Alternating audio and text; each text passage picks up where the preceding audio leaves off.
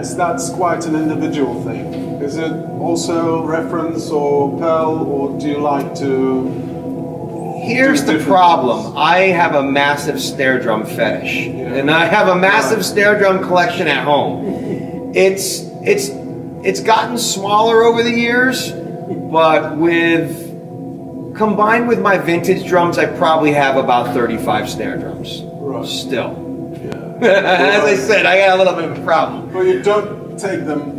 No. A lot, as I said, like there's 10 vintage drums. You know, some of them are just collections. Some of them are just they sit up on the shelf and they just look nice. One is, you know, I own a snare drum that was owned by Nicko McBrain that was on the Powerslave tour. I own an old Slingerland snare drum that was signed by Neil Peart to me a number of years ago. Yeah, they're just. If you need a new liver, maybe. Yeah. My friend Greg calls them mounters because you just mount them up on the wall. Right. But this is the problem. Pearl makes way too many great snare drums. They really do. And I go from going, all right, this is my favorite one that they make, until 2 months later I play something else. All right, this is my favorite one that they make. When I first started playing their drums, the reference 20 ply 5.5 inch was my favorite snare because it's just killer. It's thick, it's got a great crack to it, and that was my favorite snare. It was the first kit that I got from them when I got endorsed was a reference kit. So that was the first snare that I got with them. However, I was friends with the folks in Pearl USA for quite a few years before I became a Pearl endorser. So along the way, I procured some Pearl snare drums from my friends at Pearl every once in a while for various sessions and stuff. And there's a few of them that I really have. There's a few of them that are collectibles because they don't make them anymore. One's the Steve Ferrone snare that they don't make anymore, which is a 6.5 inch just straight brass. That's a great drum. I have an Ultracast 5.5 inch aluminum, which is one of my favorite snares ever. I've used it on a few different recordings. I used it on my death metal band Burning Humans record. I used it on Shadows Falls Threads of Life album. I just recently used it on another session that I just did, and I took it on tour with me all last year in Europe for Flotsam. It's just a great all-around snare drum. It's light. I can throw it in a bag and bring it as a carry-on because it only weighs like 5 pounds. And that is just one of the most killer snare drums I have. My favorite one for an all-around workhorse is my 6.5 Reference Pure, which is basically the same snare drum I'm using today. Because it's a drum where it's deep enough if I want to tune it lower, I can get a deeper sound to it, but it also maintains a great crack if I want to tune it high, and it doesn't choke out either. And the reference brass too is pretty badass.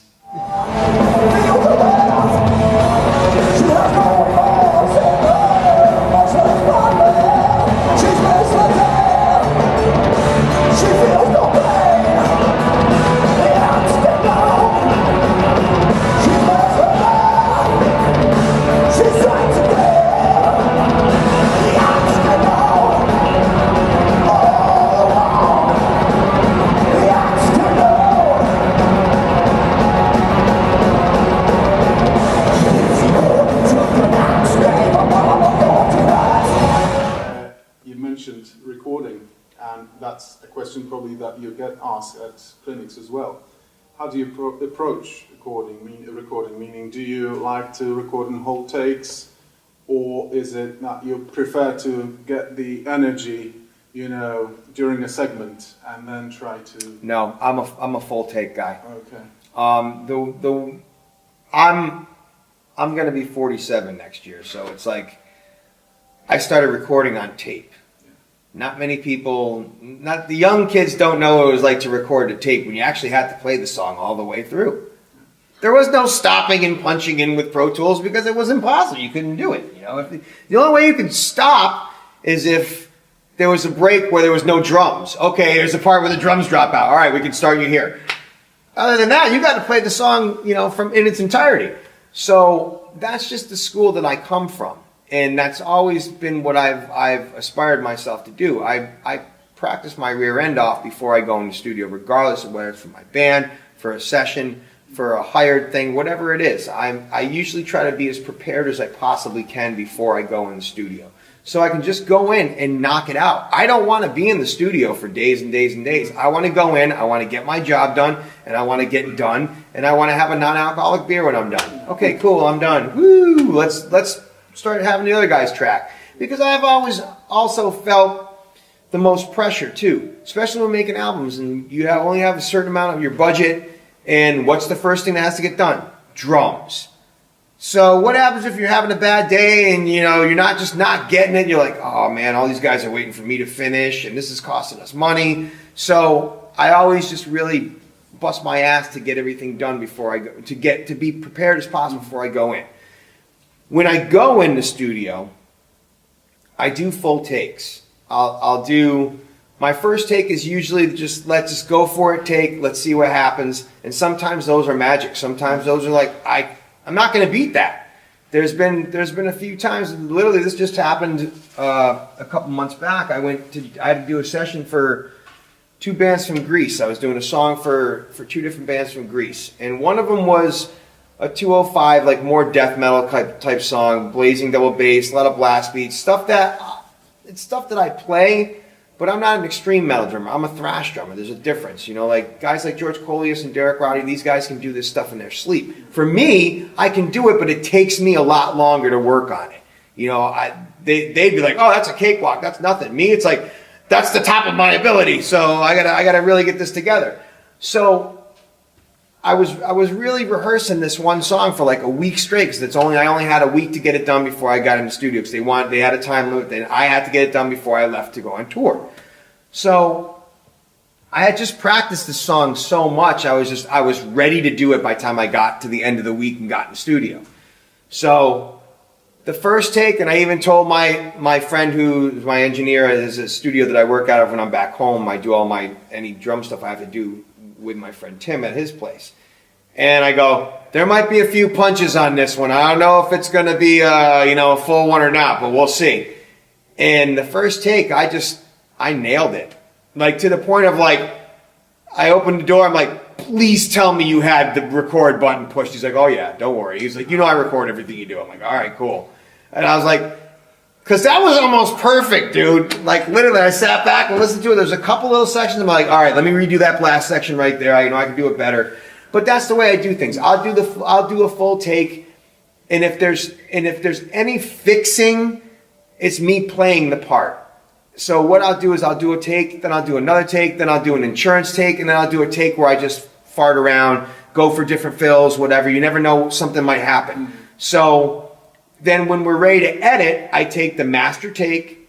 This is the one that's got the energy. Okay, let's listen through it. All right, well, that one fill right there. Does that sound a little rushed? Yeah, we might be able to push that note ahead. Let's just see if I hit it on the other take. All right, let's listen to take 3. That's perfect there. Okay, good. Cut it, paste, put it in. I don't feel anything wrong with that. I still played the song in its entirety. I don't go in and go, okay, verse 1. Okay, done. All right, now let's do a chorus. Okay, now put the chorus again when it comes up. No, that's cheating to me. That takes away from the feel of the music. I absolutely do. Yeah. And for me too, I always do different things so it's not a cut and paste chorus. Like maybe the second time I ride on the China cymbal instead of the crash ride or something, or I switch it around into, there's going to be some designation where it's just not cut out from the first verse and popped right into the second. Okay. We don't want to keep you in longer because you want to get your I should probably warm up at some point. Yeah. Right. One final question. Sure. You have a drum tech who is Polish, right? I do. Let's talk about that. That's my man. Can you come to the camera, please? No? Well, Hator's, he's a little camera shy over there. Yeah. This gentleman over here, Sylvester, he's, I gotta tell you, I've had a lot of drum techs in the last 15 years, and he's one of the top ones that I've ever worked with. The first day that we met, I said, well, I play, 2 up, 2 down. He's like, oh, no, I know. I already looked online. I saw your setup. I know what you have. I've teched for Mike Portnoy. And as soon as he said that, I go, Mike's a very good friend of mine. And if you make it through a tour with Mike, then I know that we're going to have no problems. And the one thing I'm not saying this because he's in the room too. He was teching for both Destruction and us, but more so for Destruction. It was pretty much, it was Destruction's show. They were the headliner. We're the special guests, and then we had two baby bands in front that unfortunately my poor friend had to take a lot of stress from. That was not his job. So I did a lot of helping him on that tour, which he appreciated. But the point was, he was there for Larry and not setting up my kit per se every day. But for not doing it, he knew where things needed to be. When I showed up here today, it was 88, 90% where it needed to be. And that just alleviated my stress level. And I can't say enough good things about him. Enough to the point where he's already coming back in March, so. Okay. When you say Larry, you also mean the Polish drummer who's playing with Destruction, yes, right? I do. Virginia still. He's playing with them. Yeah. Yep. Right. Hell of a drummer. Yes, he is. Right. And a hell of a good guy. Yeah. Thanks a lot. You're welcome. Machine Gun, yeah. Thanks a lot. Yes, thanks a lot for your time. Thanks.